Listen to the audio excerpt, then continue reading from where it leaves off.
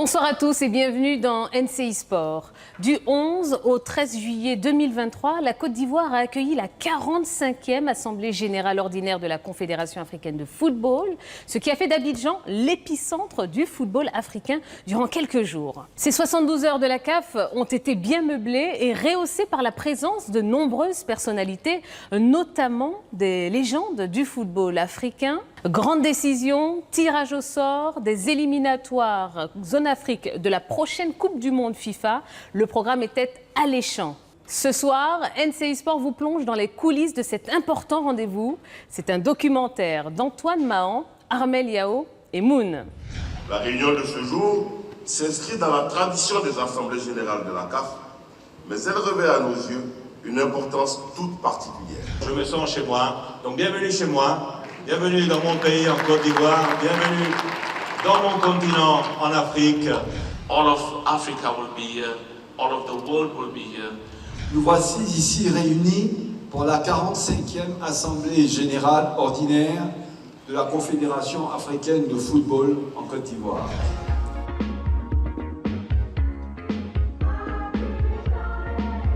Trois jours, 72 heures chrono. Du 11 au 13 juillet dernier, Abidjan a été le cœur du football africain.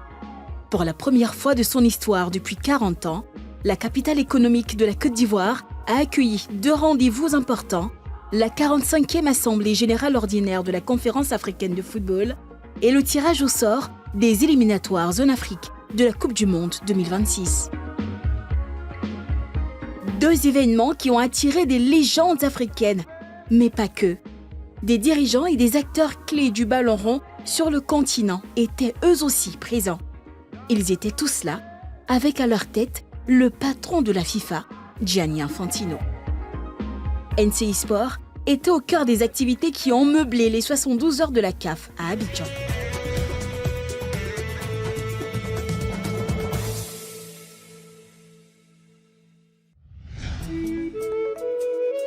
Lundi 10 juillet, Aéroport international Félix Houphouët-Boigny d'Abidjan. Il est 21h15 quand le président de la Confédération africaine de football, le docteur Patrice Motsepe, débarque à Abidjan. Il est reçu par Idriss Diallo, président de la Fédération ivoirienne de football, et Véron Mozengomba, secrétaire général de la CAF, tous les deux accompagnés d'une forte délégation.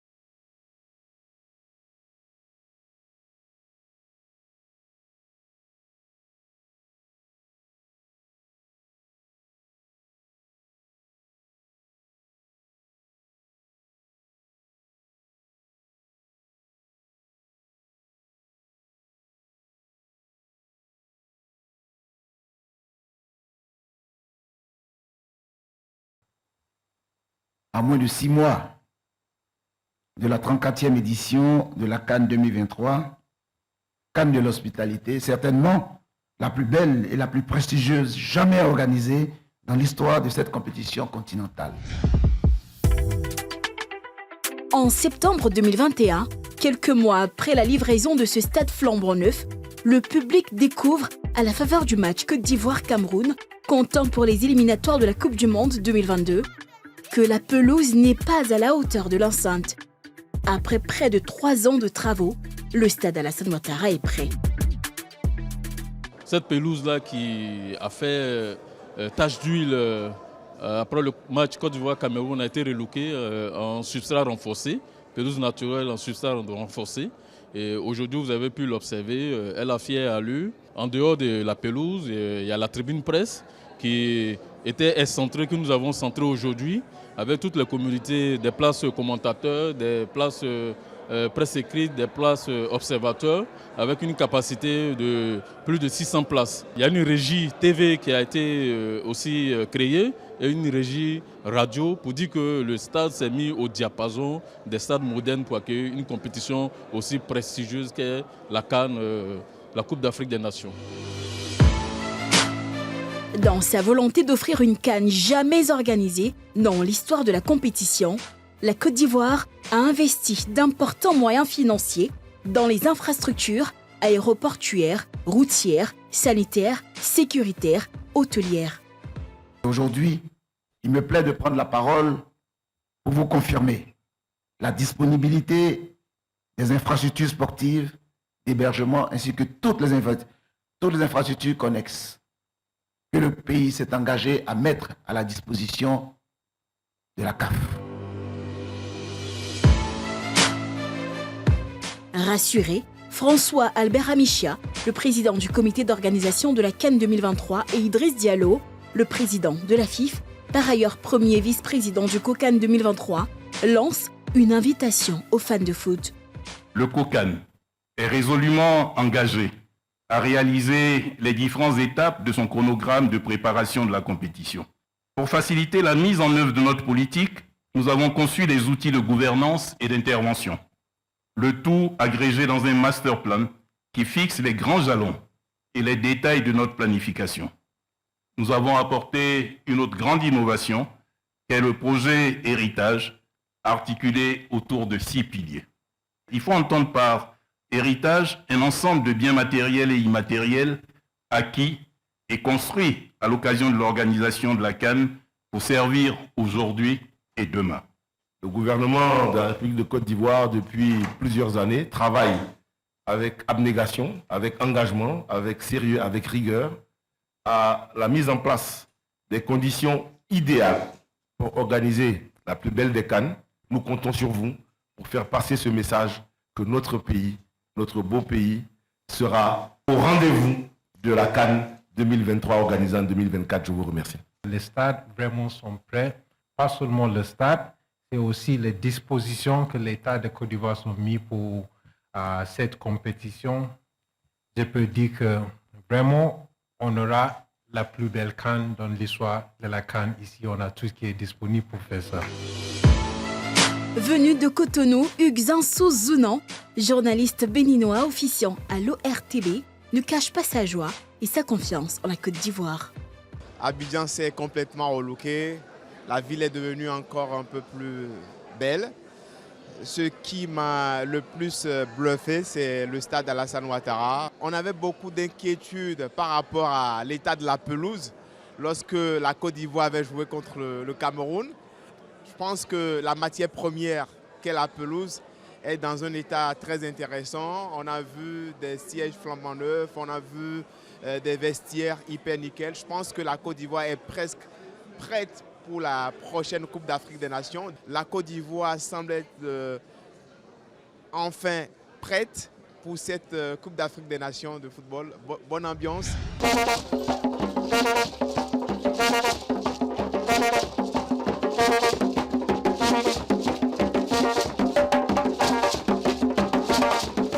Mercredi 12 juin, Sol Béni, le centre d'entraînement de l'ASEC Mimosa.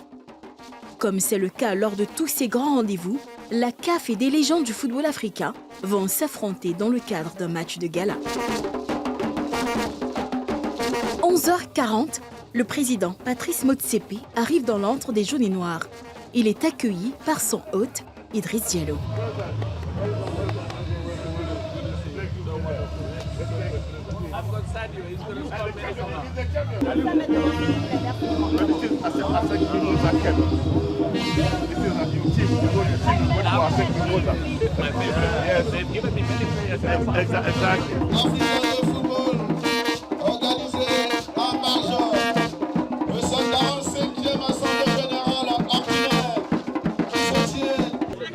Bienvenue le tournoi à 4 avec un deuxième finale plus un match de la 13e place de la finale. Notre pays est honoré. La Fédération ivoirienne de football est encore plus honorée parce que, je le disais, Côte d'Ivoire is back in the game, dans le monde entier. Ce match de gala est une occasion de promouvoir le sport et de renforcer les liens. Dans l'esprit déjà de partage, de camaraderie, montrer aussi côté du COMEX et du COCAN, montrer que nous sommes fin prêts pour cette canne-là. Et puis ça se termine par une journée conviviale avec du football. Au terme de la partie, c'est l'équipe du président Motsepe qui s'impose face à celle conduite par Idriss Diallo, 5-2. On est tellement excités parce que mon frère Idriss nous accueille et dirige la Fédération ivoirienne de football. Il y a une énorme évolution dans l'intérêt et la confiance et nous allons annoncer quelques-unes des résolutions importantes qui seront prises demain. Et je pense que c'est approprié que je vous parle de ces résolutions car ça fera partie du processus, car ce pays peut être tellement fier de son histoire dans le football. Ces dernières années, l'équipe nationale ivoirienne a joué pour les Ivoiriens, mais également pour tous les Africains. Elle est focus sur la Coupe d'Afrique 2024 l'année prochaine et je suis très fier du leadership qu'Idriss montre en Côte d'Ivoire, du support du gouvernement, du Premier ministre et du Président. Et je pense qu'on aura la CAN la plus réussie et la meilleure. Je voudrais d'abord vraiment féliciter la Fédération ivoirienne de football et la CAF pour avoir pris cette belle initiative en marge du congrès, du 45e congrès de la CAF. Organiser ces moments de partage, de retrouvailles, de fraternité, c'est magnifique. Et nous avons pu communier tous ensemble entre l'équipe de Patrice Motsepe et l'équipe d'Idriss Diallo. Ça a été un match plaisant avec beaucoup de buts et donc surtout des moments, comme j'ai dit, de partage et vraiment il faut s'en féliciter. Et c'est de bon augure pour le congrès et c'est toute l'Afrique qui s'est retrouvée ici à Sol-Béni aujourd'hui pour communier. C'est magnifique, bravo à tout le monde. Aujourd'hui on a la 45e Assemblée Générale de la CAF en Côte d'Ivoire. Ça n'avait jamais eu lieu auparavant, c'est la première fois. Dans la foulée nous aurons le tirage des éliminatoires de la Coupe du Monde Zone Afrique pour la Coupe du Monde 2026. Ça n'a jamais eu lieu en Côte d'Ivoire. Nous aurons au mois d'octobre prochain le tirage au sort de la Coupe d'Afrique des Nations. Ça n'a jamais eu lieu au pays. On aura la Women's Champions League du 5 au 19 novembre, pareil. Et puis la grande CAN que nous attendons tous janvier et février 2024. Donc je pense que le football ivoirien a retrouvé ses lettres de noblesse au plan infrastructure et au plan organisationnel. Donc notre présence aujourd'hui elle est indiscutable. Il nous reste maintenant à travailler pour retrouver une place au plan footballistique avec des résultats sportifs.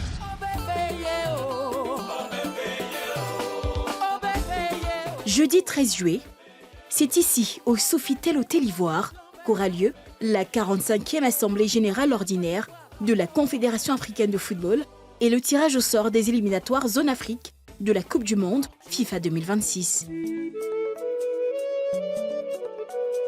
10h, Idriss Diallo, Gianni Infantino, Patrice Motsepe et le Premier ministre Patrick Hachi prennent la parole à tour de rôle pour situer les enjeux de ce grand rendez-vous de la CAF. Dans 6 mois, presque jour pour jour, il sera procédé à l'ouverture officielle de la CAN 2023, ce grand rendez-vous du football que notre pays s'honore d'accueillir pour la 2e fois de son histoire après l'édition de 1984, il y a exactement 40 ans. C'est dire la joie et l'émotion qui seront les nôtres au coup d'envoi de cet événement attendu partout en Afrique et suivi à travers le monde. La réunion de ce jour s'inscrit dans la tradition des assemblées générales de la CAF, mais elle revêt à nos yeux une importance toute particulière. Au plan symbolique, il s'agit de la toute première assemblée générale ordinaire organisée par la Confédération africaine de football dans notre pays. Mais plus encore, cette assemblée générale marque le tournant qui fera de la Côte d'Ivoire, notre pays, le centre névralgique du football africain au cours des prochains mois. Je voudrais m'en réjouir et remercier, d'une part, les dirigeants des dites instances, tout en félicitant, d'autre part, les acteurs qui soutiennent sans relâche la marche du football ivoirien au plan national.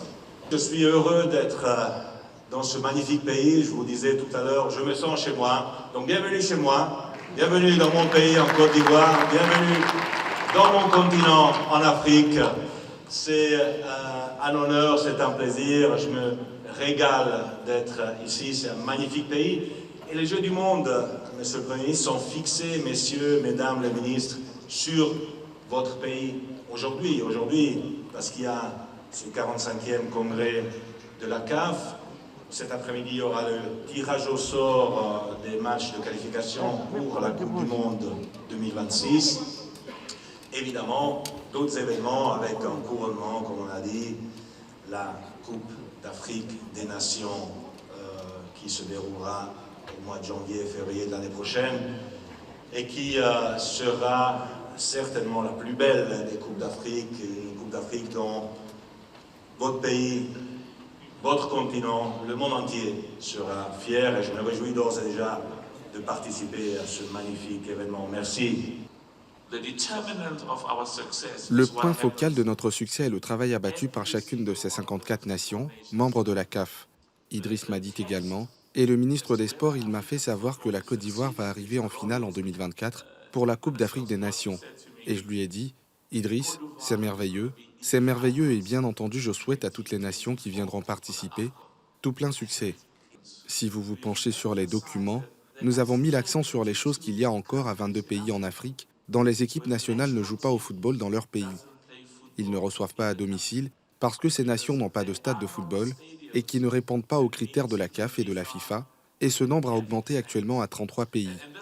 Il y a environ 11 pays, au cours des 2 dernières années, 11 pays qui ont construit des stades et mis à la disposition des infrastructures pour veiller à ce que le football et les équipes nationales, ainsi que les clubs, puissent jouer au foot dans leur pays, dans leur nation, car nous devons faire des progrès et bâtir le football en Afrique si la plupart de nos nations, la plupart des matchs ne peuvent pas être vus par les citoyens de ces différents pays.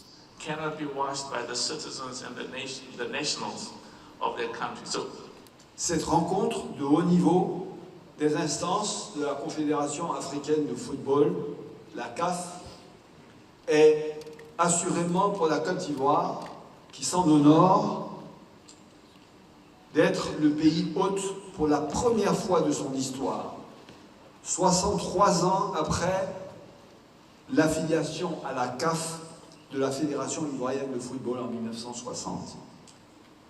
Événement majeur, cette 45e Assemblée générale ordinaire de la CAF l'est également, au moment où notre pays est retenu pour l'organisation de la CAN 2023, 40 ans après la CAN 1984. Quelle surprenante et heureuse coïncidence.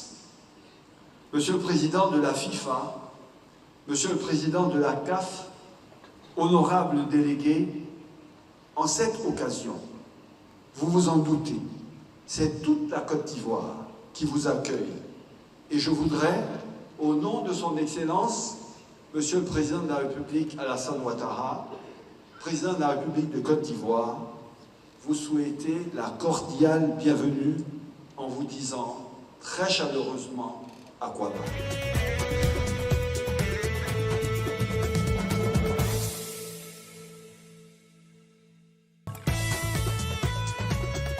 Après 3 heures d'assises, les participants se prononcent. Il y a eu bien évidemment le vote entre les différents candidats. Il y avait un peu de suspense en Afrique du Nord. Au final, le Libyen est passé. En Afrique australe également, de nouveaux venus. Malheureusement, le Mauricien est sorti. Malheureusement pour lui, heureusement pour le gagnant. Disons que globalement, la Côte d'Ivoire a réussi son événement. On a fait un bon voyage et on espère qu'on fera un bon retour chez nous pour dire aux gens que les inquiétudes sur les réseaux sociaux, ce qu'on écoute à gauche, à droite sur les détracteurs de la Côte d'Ivoire, que non, nous on est arrivés, on a vu que tout va bien en Côte d'Ivoire. Comme à l'accoutumée, les dirigeants du football africain se sont réunis pour pouvoir se plancher sur les questions de l'heure, on va dire. Ça fait quelques années que la CAF avait ses finances un peu dans le rouge. Et je pense qu'aujourd'hui, le président de la commission des finances, le Marocain Lekja, a un peu rassuré un peu tout le monde. Ils ont réussi à régler le problème Lagardère. et que la Confédération a fait de gros bénéfices aussi. Donc je pense que c'est tout bénéfice pour la Confédération. Il faudra peut-être travailler dans ce sens-là pour trouver plus d'argent, surtout avec la nouvelle compétition aussi qui arrive, l'African Football League, qui va être une découverte pour un peu tout le monde. Mais bon, on verra ce que ça va donner. Donc je pense que c'était une bonne rencontre. Et puis pour le Togo, où le président de la fédération a été élu au sein du comité exécutif de la CAF, je pense que c'est une très très bonne chose et tout le monde est content un peu au pays. C'est une assemblée générale exceptionnelle, donc organisée au dernier moment. Mais la Côte d'Ivoire est un pays qui sait recevoir les grands événements. Il y a une culture de l'organisation de grands événements et la fédération ivoirienne a été à la hauteur de cet événement. Le gouvernement ivoirien nous a mis dans les meilleures conditions et franchement, on a passé un séjour agréable et on a travaillé dans les meilleures conditions possibles. Cela dénote un peu de l'implication des autorités, mais aussi de l'envie de la Côte d'Ivoire de positionner ce pays-là au devant de la scène sportive. Et sincèrement, nous sommes satisfaits. Nous disons félicitations à M. Yacine Idriss Diallo et M. le Premier ministre Patrice Hachi qui a fait le déplacement pour cette assemblée et au président Ouattara. Merci beaucoup de soutenir et d'appuyer le football africain. Mes impressions, elles sont très bonnes parce que depuis un certain moment, la Côte d'Ivoire est en train de travailler sur beaucoup d'infrastructures. La preuve, le président de la CAF l'a dit aujourd'hui, tout est fait prêt pour que nous puissions réussir l'une des meilleures CAN que l'Afrique ait connue à partir de 2024 ici en Côte d'Ivoire. Donc je pense que les impressions tant à l'hospitalité qu'à l'accueil, qu'à la restauration, l'hébergement, je pense que vraiment tout est fait prêt pour la Côte d'Ivoire. La première impression, c'est que la Côte d'Ivoire elle est prête pour organiser sa deuxième Coupe d'Afrique de Nations. On a vu que c'est un pays de football. Je pense que la Côte d'Ivoire sera au rendez-vous. On va assister, comme l'a dit le président de la Confédération africaine de football, à une des plus belles Coupes d'Afrique de Nations.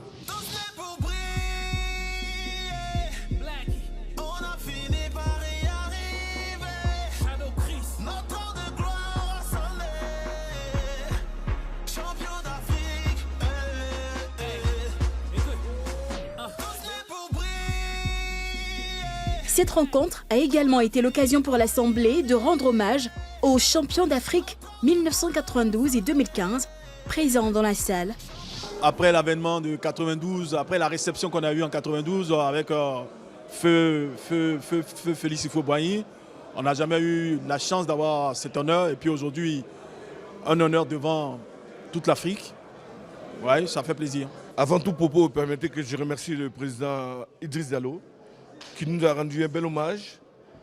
Nous, la génération 92, nous qui avons remporté le premier trophée, c'est-à-dire la première étoile pour notre pays. Il nous a valorisé aujourd'hui, nous sommes fiers.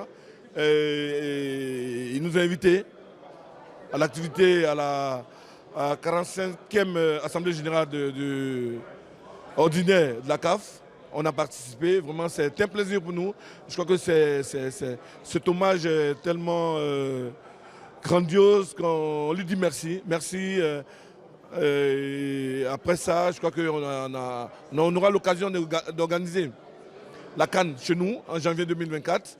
Et là, notre implication est grande, quel que soit le niveau de responsabilité qu'on nous donnera. On sera présent autour de notre sélection pour apporter notre expérience et surtout leur apporter à nos jeunes frères l'esprit de la gagne. D'abord, le sentiment que j'ai eu, c'est qu'on ait pensé à nous honorer par notre présence en tant que premier champion d'Afrique pour la Côte d'Ivoire et puis que également les deuxièmes champions de 2015 soient avec nous. Et là, vraiment, ils n'ont rien raté. Et ensuite, la manière dont ils nous ont vraiment honorés d'être à cette assemblée qui est après pratiquement 40 ans que nous puissions être présents encore par la grâce divine devant les débuts de préparation de cette Coupe d'Afrique des Nations. Lors de cette 45e Assemblée générale de la CAF, le Botswana était en sous-marin. Candidat à l'organisation de la CAN 2027, ses dirigeants ont fait du lobbying à Abidjan. Botswana is candidate to host AFCON because Le Botswana est candidat pour accueillir la CAN parce que, de notre point de vue, le Botswana est prêt. Nous savons que nous devons construire des infrastructures, mais nous avons tout le pays derrière nous. Nous avons le gouvernement du Botswana derrière nous. Et nous avons tous les amoureux du football derrière nous. Donc nous penserons que nous sommes prêts ou que nous pouvons être prêts pour accueillir la CAN 2027.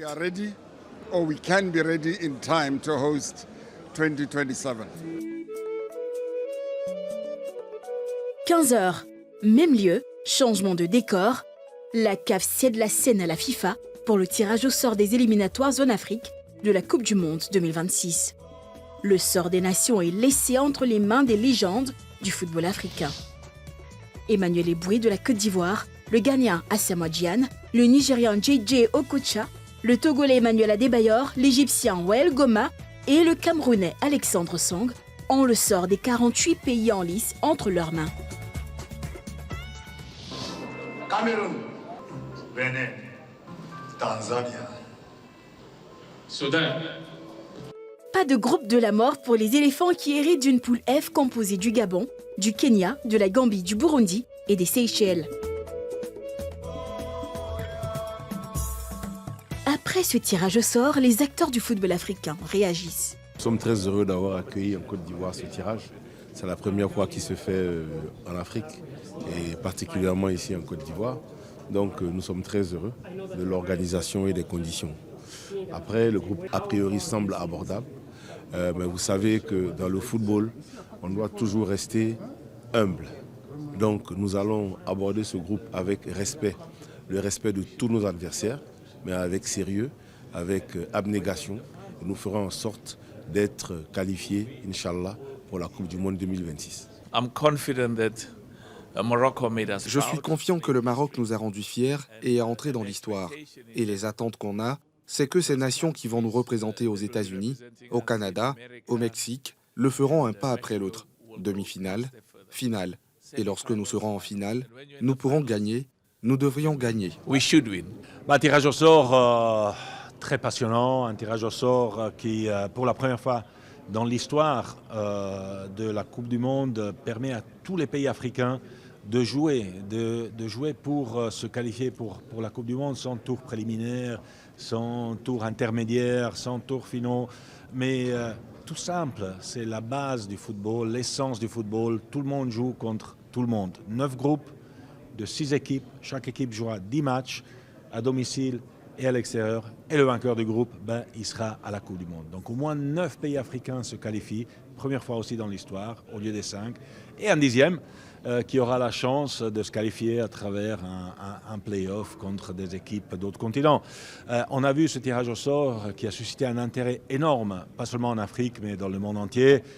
Ça commence à vibrer, on commence à sentir cette émotion de la Coupe du Monde. On a vu lors de la dernière Coupe du Monde les résultats exceptionnels des pays africains, à commencer par le Maroc évidemment, qui est arrivé en demi-finale. On voit les performances des joueurs africains partout dans le monde. On se réjouit vraiment de cette phase de qualification de cette Coupe du Monde. On a des matchs inoubliables. Moi d'abord, je remercie le bon Dieu parce qu'aujourd'hui, si je faisais partie des joueurs sélectionnés pour le tirage, ça me va vraiment pour mon temps au cœur. Et pour ce tirage, je pense que ça a été un bon tirage. Tout le monde était content. Et j'espère que le meilleur sera à la prochaine Coupe du Monde. Je suis content pour mon pays, pour la Côte d'Ivoire. Et je pense qu'avec ces doigts magiques-là, je pense que j'ai bien tiré. J'ai tiré des équipes qui fallait à la Côte d'Ivoire. Et comme j'ai dit, il ne faut jamais sous-estimer une équipe. La Gambie, ce sont des équipes qui sont difficiles à jouer. Donc je pense qu'il faut aller jouer confiant et puis donner le meilleur de nous, quoi. C'est un tirage au sort qui je pense, qui a montré des groupes qui sont homogènes. Après, maintenant, il y a les chances de toutes les équipes. Aujourd'hui, il y a des petites équipes. Je pense que c'est la première fois qu'il y a eu 54 pays aujourd'hui, donc on aura autant d'opportunités de voir plusieurs équipes africaines lors de la Coupe du Monde. Et je pense qu'il faut avoir plus de chance parce que le Maroc a montré déjà des belles vertus la dernière Coupe du Monde. J'espère que la prochaine qui arrive, avec plus d'équipes africaines, on aura beaucoup plus de chance. J'ai regardé mon téléphone il y a 2 secondes.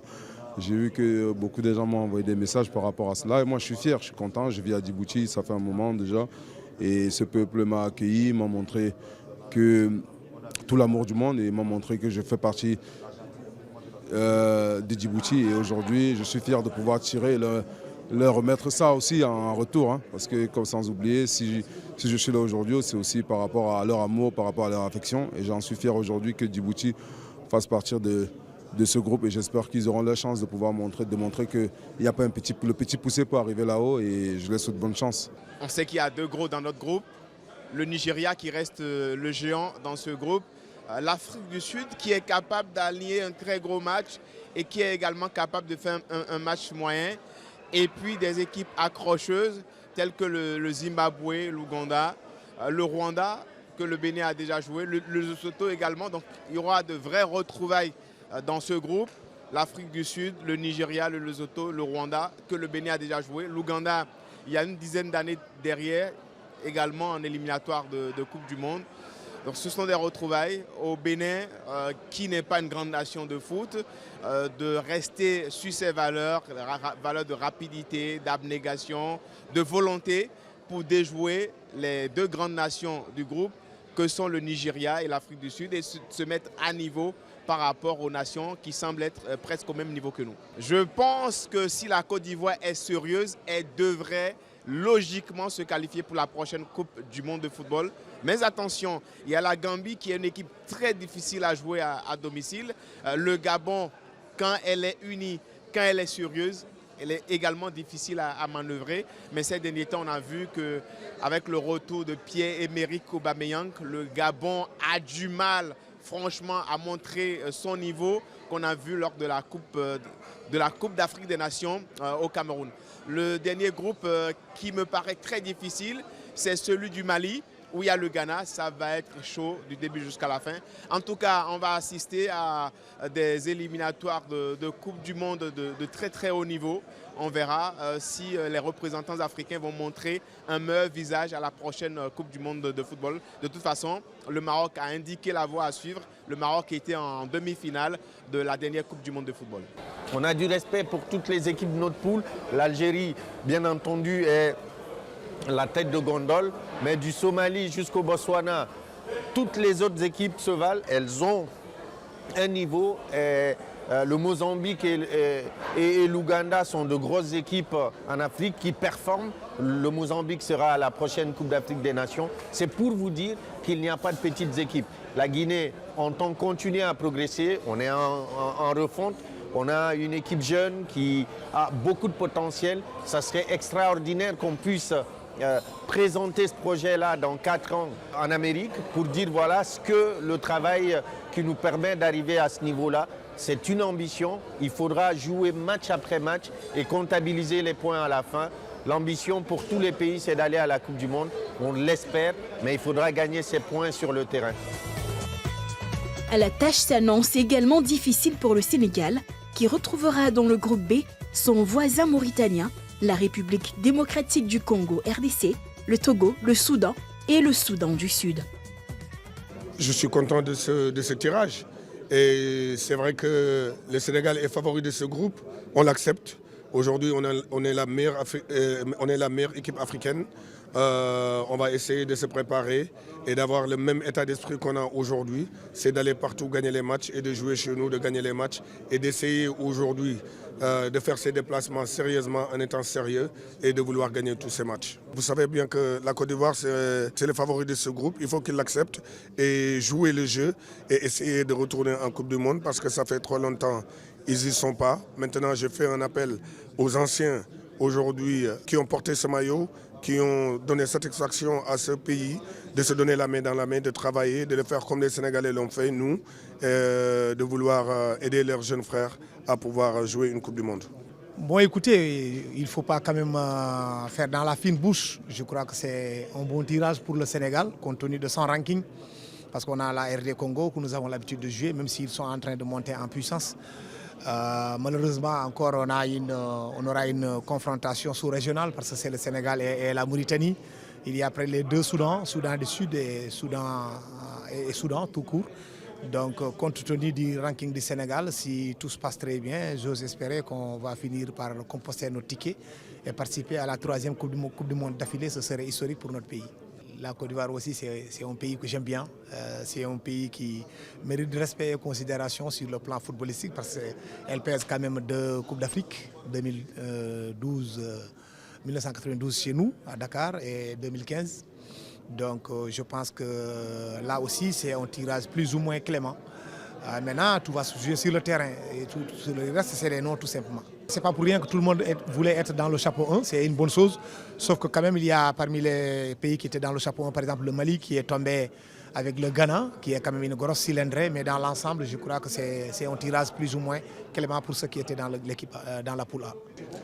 Écoute, je suis content d'avoir tiré le Togo et je joue contre le Sénégal, d'autant plus que je suis habitué, où je connais bien le Sénégal parce que je faisais partie de l'équipe qui a éliminé le Sénégal pour la Coupe du Monde 2006 en Allemagne. Donc on a gagné chez nous 3-1, on est parti faire 2-2 chez eux à la maison. Donc voilà, maintenant, après c'est carrément une autre génération, c'est une autre équipe, c'est d'autres joueurs avec d'autres mentalités. Le monde du football a beaucoup changé. Maintenant, nous à l'époque, on avait une équipe très très forte, mais pas sur le papier, surtout mentalement, parce qu'on était soudés entre nous, parce qu'il n'y avait pas de stars. On jouait tous les matchs à fond, mais c'est vrai que maintenant on a 2-3 joueurs, 2-3 bons joueurs. Maintenant, moi, en tant qu'ancien, je vais essayer juste de regrouper tout le monde, parler avec tout le monde pour voir dans quelle mesure on pourra finir premier ou deuxième. Mais bon, je pense que si on passe déjà de la base en disant qu'on va finir deuxième, ça risque d'être très compliqué. Mais si on passe sur le départ en se disant qu'on veut finir premier, mais là par contre on pourra toutefois finir deuxième. Et deuxième, on est qualifié. Parmi les équipes du pot 2, le Ghana faisait figure d'épouvantail de pays à éviter pour les équipes têtes de série. Finalement, c'est le Mali qui en a hérité dans le groupe I. Mais pas de quoi apeurer le président de la FEMA Foot. L'ambition, c'est de venir dans un premier temps chercher à être sur le podium africain, parce que le Mali est un grand pays de football qui regorge d'énormes talents. Nous avons certes des jeunes joueurs, mais aujourd'hui, avec l'apport d'Éric Sekouchel et de Magasuba par le passé, je pense que nous sommes en train de bâtir une bonne équipe qui, plaise à Dieu, fera des merveilles en Côte d'Ivoire ici. Actuellement, le niveau du football africain est en train vraiment de progresser. C'est à tous les niveaux. Quand vous regardez des jeunes équipes hier qui jouaient simplement pour pouvoir jouer, mais aujourd'hui qui donnent des fils à retordre à toutes les grandes équipes. Donc c'est dire que les équipes s'équivalent et que nous avons d'autres équipes dans notre poule qui sont également à un bon niveau, mais nous travaillons de manière à ce que nous puissions vraiment être la meilleure équipe. Et je crois que dans cette poule, c'est vrai, les gens voient beaucoup plus le Ghana, parce que le Ghana a l'habitude de jouer la Coupe du Monde, et elle a une certaine expérience à ce niveau. Mais j'avoue que ce qui s'est passé à la dernière édition, je ne souhaite plus la revivre et nous allons tout mettre en œuvre pour que le Mali puisse se qualifier cette fois-ci, Inch'Allah. De son côté, Asamoah Gyan reste à la fois confiant et méfiant. Le meilleur buteur africain en Coupe du Monde analyse. Il n'y a rien à faire. Quand tu es dans une poule avec une des équipes les plus fortes du monde, tu dois jouer. C'est ce que les gens veulent voir, spécialement le groupe du Ghana. Et parce que je suis ghanéen, je dois supporter mon pays. Il semble que le Mali est favori parce que le Mali, et sans manquer de respect aux autres pays, il semble que tout le monde veut voir le match Ghana-Mali. Et c'est équitable de le dire, tout le monde joue un bon football maintenant. Et il pourrait y avoir des surprises durant ces qualifications pour la Coupe du Monde. Le Maroc, bien sûr, ce sont les meilleurs en Afrique en ce moment. Ils sont allés en demi-finale de la Coupe du Monde. Ils auront beaucoup de pression en jouant contre la Zambie. Et tous ceux qui joueront contre le Maroc devront jouer à 200%. Et ce sera très dur pour le Maroc, bien qu'ils aient la qualité et les moyens de se qualifier. Ils sont favoris du groupe. Mais comme je l'ai dit, il pourrait y avoir des surprises dans ces qualifications. Hey, as I said earlier, there might be surprises in this World Cup qualifying. Thank you so much. Après le tirage au sort, Les regards se tournent maintenant vers le calendrier des éliminatoires du Mondial 2026. Le moins qu'on puisse dire, c'est qu'ils ne seront pas de tout repos. Entre favoris et outsiders, la bataille sera rude. Les hostilités débutent en novembre prochain. 10 journées vont meubler cette course qui mène au Mexique, aux États-Unis d'Amérique et au Canada. Du 13 au 21 novembre prochain auront lieu les premières et deuxièmes journées des éliminatoires de la Coupe du Monde 2026. Les troisième et quatrième journées sont prévues pour juin 2024. Fin du premier acte de ces éliminatoires, octobre 2025. Les leaders des 9 groupes seront directement qualifiés pour la Coupe du Monde, quand les 4 meilleurs deuxièmes de la phase de groupe disputeront des playoffs jusqu'au mars 2026. En jeu, le dernier billet pour la phase finale. Le vainqueur de ces playoffs disputera un barrage intercontinental qui pourrait permettre à l'Afrique de valider une 10e place qualificative. Pendant 3 jours, Abidjan a été le centre de décision du football africain. Un premier test réussi pour la Côte d'Ivoire qui attend maintenant l'Afrique et le monde du 13 janvier au 11 février 2024 pour la 34e édition de la Coupe d'Afrique des Nations. Ça y est, c'est fini pour ce soir. On espère vraiment que vous avez passé une excellente soirée en notre compagnie. Rendez-vous lundi prochain dans NCI Sport pour un autre Grand Doc. Excellente soirée à tous. Bye bye. Prochainement, dans NCI Sport, le Grand Doc.